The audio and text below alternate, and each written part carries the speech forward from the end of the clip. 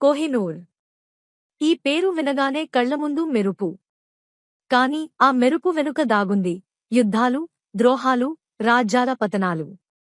భారతదేశంలో దక్కన్ ప్రాంతంలో గోల్కొండ గనుల్లో జన్మించిన వజ్రం ఇది. కోహినూర్ అంటే పర్వతాల మధ్య వెలుగు.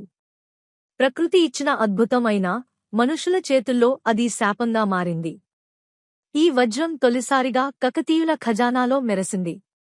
తర్వాత ఢిల్లీ సుల్తానులు, మొఘలుల చేతుల్లోకి చేరింది. బాబర్ నుండి షాజహాన్ వరకు ఎందరో చక్రవర్తులు దీన్ని తమ అధికార చిహ్నంగా చూశారు. పీకాక్ సింహాసనంపై మెరిసినప్పుడు కోహినూర్ శక్తికి ప్రతీకగా నిలిచింది. కాని చరిత్ర ఒక పాఠం నేర్పింది. కోహినూర్ ఎవరి చేతిలో ఉన్నా ఆ రాజ్యం నిలబడలేదు. నాదిర్ షా దండయాత్రలో ఇది పర్షియాకు వెళ్ళింది.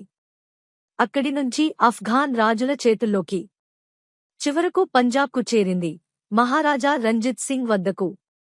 ఆయన మరణించిన తర్వాత చిన్న వయస్సులోనే దులీప్ సింగ్పై బ్రిటిష్లు ఒత్తిడి చేసి ఈ వజ్రాన్ని తమ చేతుల్లోకి తీసుకున్నారు. ఇంగ్లండ్ రాణి విక్టోరియా కిరీటంలో కోహినూర్ మెరిసింది. కాని ఆ మెరుపు వెనుక భారతదేశపు కన్నీళ్లు ఉన్నాయి. ఈరోజు కూడా కోహినూర్ ఎక్కడ ఉండాలి అన్న ప్రశ్న నిలుస్తూనే ఉంది.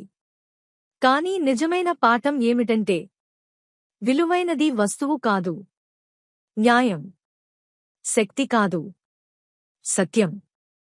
కోహినూర్ మనకు చెప్పే సందేశం ఒక్కటే: ఆశకు అడ్డుకట్ట లేకపోతే అది రాజ్యాలనే కూల్చేస్తుంది. ఇలాంటి ఫ్యాక్ట్ స్టోరీస్ కావాలి అంటే ఫాలో చేయి, సబ్స్క్రైబ్ చేయండి.